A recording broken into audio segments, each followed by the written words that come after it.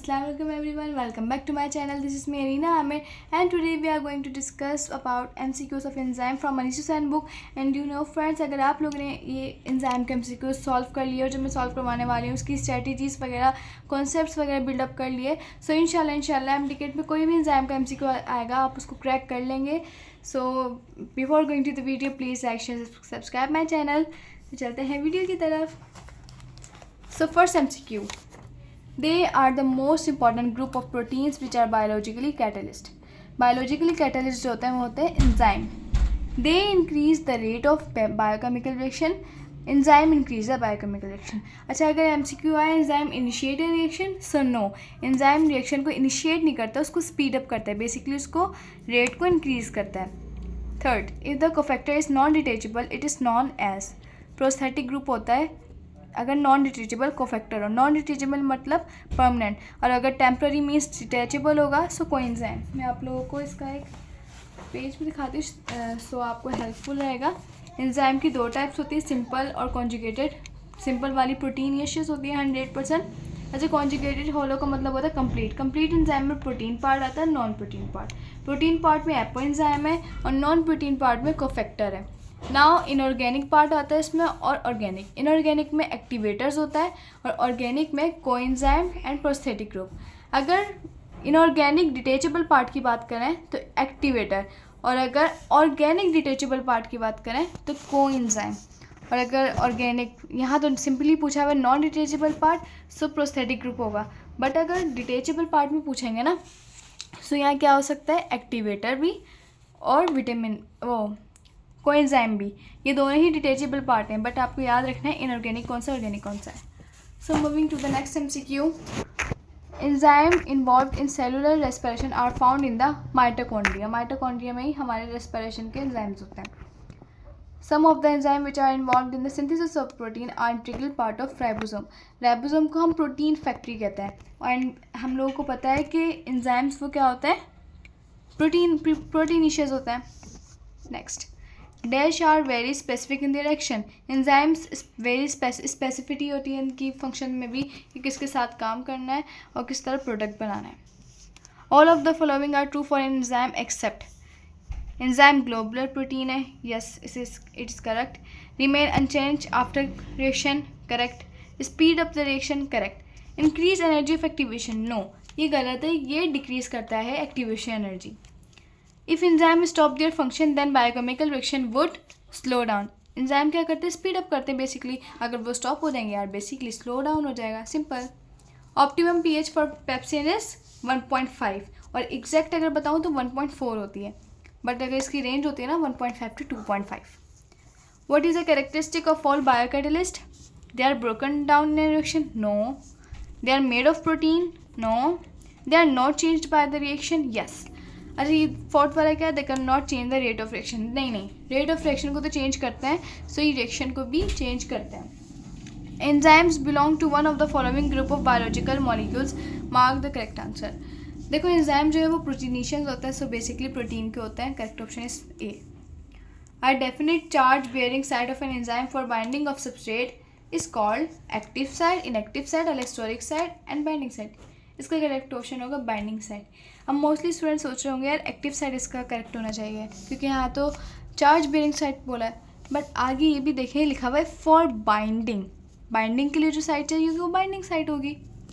सो इस तरह के MCQ बहुत कंफ्यूज करते हैं कि मीनिंग जो है वो दो ऑप्शंस के लिए होती है, बट हमें ये बेसिकली BC की होता है. Best wise question. He use the term enzyme. Emil Fischer ने एंजाइम का टर्म यूज़ किया था. Induce fit model of enzyme is propose by Koshland. Koshland ने प्रपोज किया था. Now the lower activation energy the faster reaction will be. क्योंकि enzyme जो है एक्टिवेशन एनर्जी को डिक्रीज करता है, सो एंजाइम की वजह से क्या होता है, रिएक्शन फास्ट होता है. इस तरह हम समझ सकते हैं. The molecules that join with enzymes altering their active side shape and making them non functional. Inhibitors होते हैं जो उनको नॉन फंक्शनल छोड़ देते हैं, उसकी एक्टिव साइड ही डिस्ट्रॉय कर देते हैं. Next, dash suggested that each enzyme has a particular shape into which the substrate fit exactly. मतलब एग्जैक्ट फेस किसने बताया था, इमाइल फिशर, जो कि कौन सा मॉडल था, lock and key model. According to dash model the active site of enzyme is modified as a substrate interacts with enzyme. देखो मॉडिफिकेशन की बात आएगी तो मॉडिफिकेशन जो एंजाइम की शेप की बात की थी वो इंड्यूस फीड मॉडल ने की थी जो कॉस्टलैंड ने प्रपोज किया था. At high concentration of substrate the rate of reaction will increase. Heat also supplies dash energy to the reacting molecules causing them to move rapidly.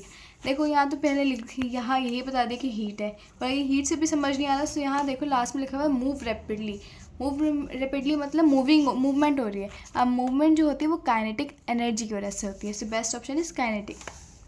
Optimum pH value for pancreatic amylase. Pancreatic amylase की जो optimum pH होती है वो 8.5, और अगर intestinal amylase की बात पूछे तो वो भी 8.5. Which of the following factor doesn't affect the rate of enzyme action? Enzyme concentration भी डिपेंड होती है, सबस्ट्रेट भी होती है, टेम्परेचर भी होती है, लाइट इंटेंसिटी नहीं होती. Antibiotic penicillin acts mainly on synthesis of bacterial cell wall पे काम करती है. और ये पेनिसिलिन क्या होती है? Competitive inhibitor. Dash binds to active site. Competitive inhibitor bind करता है एक्टिव साइट से और उसको डिस्ट्रॉय कर देता है, लेकिन ज़्यादा डिस्ट्रॉय नहीं करते. जैसे इनहिबिटर जो होता है ना कॉम्पिटिटिव वाले, लेकिन वो उसको नॉन फंक्शनल छोड़ देता है. Dash block the active site temporarily और परमानेंटली. एक्टिव साइट को ब्लॉक कौन करता है? टेम्पररीली हो या अगर टेम्पररी होगा ना तो वो रिवर्सिबल इनहिबिशन होगा, और अगर परमानेंटली है तो वो इरिवर्सिबल है. तो ये बेसिकली कौन होते हैं? Inhibitor. To what category of molecules do enzymes belong? Simple, protein. Then coenzyme is a metal, always a protein. No, coenzyme जो है विटामिन होता है. Blocking of enzyme action by blocking its active site is called as competitive inhibition. जो उसकी active site को ही direct block कर देते हैं, मतलब सबस्ट्रेट को लगने ही नहीं देते. Proteinaceous take part in direction of which one of. देखो प्रोटीनियस है तो प्रोटीन को कैटेलाइज करेगा. Enzyme catalysing rearrangement of structure without altering molecular weight और नंबर ऑफ एटम. देखो आइसोमरेज जो होता है वो रीअरेंजमेंट का ही वो काम करता है, मतलब कैटेलाइज करता है. आइसोमर हमने केमिस्ट्री में भी पढ़ा है कि आइसोमर्स जो बनते हैं ना कि फार्मूला, केमिकल फार्मूला उनका सेम, मॉलिक्यूलर फार्मूला सेम होता है, बट उनके स्ट्रक्चर्स दिखने में अलग होते हैं. सो वो आइसोमर होते हैं, और आइसोमर को जो करवाएगा वो आइसोमरेज होगा. The enzyme which hydrolyse maltase. Koshland proposed which model? Induced feed model. Which of the following is a non-protein component of the enzyme? Vitamin, coenzyme. Vitamin क्या है? Basically coenzyme. और इनहिबिटर नहीं, cofactor इसका best option होगा. Cofactor non protein part होता है. Uncatalysed reaction involved high activation energy. जिसका low activation energy होगा वो कैटेलाइज्ड रिएक्शन होगा, और कैटेलाइज्ड जब भी होगा जब एंजाइम होगा. If the non protein part is loosely attached to the protein part it is known as. अब देखो लूजली अटैच लिखा हुआ है मतलब डिटैचेबल, सो ये कोएंजाइम है. The optimum pH of intestinal amylase 8.5.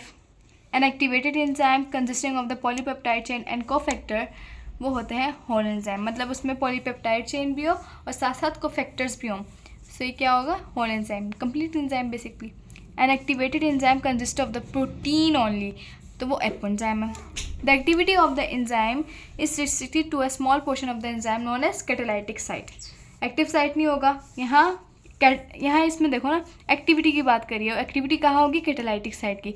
Binding की बात करेंगे तो बाइंडिंग साइट, और अटैचमेंट की बात करेंगे तो active site. Enzyme with protein and non protein parts are whole enzyme. Substrate attach to its active site.